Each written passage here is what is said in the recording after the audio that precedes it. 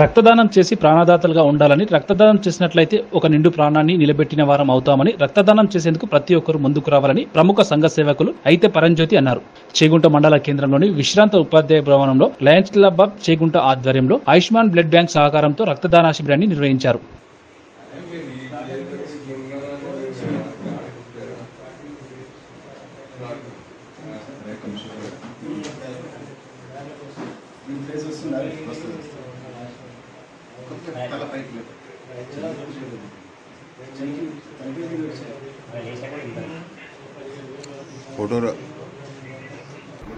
అన్న రక్తదానం ఇచ్చేది ఫస్ట్ డోనర్ అంతేనా?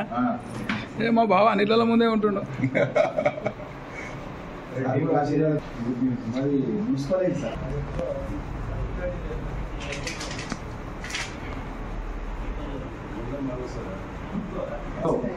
లయన్స్ క్లబ్ ఆఫ్ చేగుంట ఆధ్వర్యంలో ఆయుష్మాన్ బ్లడ్ బ్యాంక్ వారు సహకారంచే మనం బ్లడ్ డొనేషన్ క్యాంప్ నిర్వహిస్తున్నాము.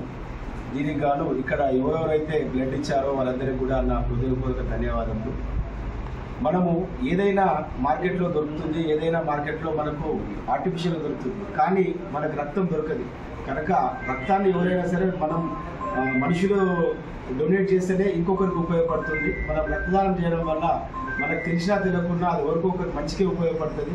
ఖచ్చితంగా ఒక ప్రాణాన్ని నిలబెట్టే వాళ్ళు అవుతాం. కాబట్టి దయచేసి అందరూ కూడా రక్తదానం చేయడానికి ముందుకు వచ్చి ఇలాంటి క్యాంపులను మనం విజయవంతం చేయాలని మనస్ఫూర్తిగా కోరుకుంటున్నాను.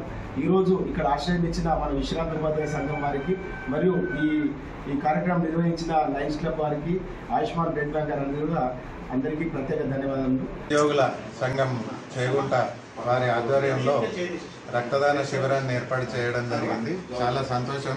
ఎందుకంటే ఆపదలో మనం డబ్బులు ఇవ్వచ్చు కానీ రక్తాన్ని డొనేట్ చేయలేము. అది చాలా మంచి కార్యక్రమం.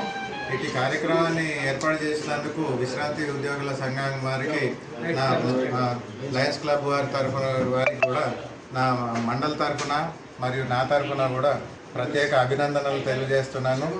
ఇట్లాంటి కార్యక్రమాలు ఇంకా కూడా యూత్ పిల్లలు ఎవరైతే ఉన్నారో యువజన సంఘాలు, యూత్ పిల్లలు కూడా ఇటువంటి కార్యక్రమాల్లో పాల్గొని తమ వంతు కార్యక్రమాన్ని కృషి చేస్తారని కోరుతున్నాను.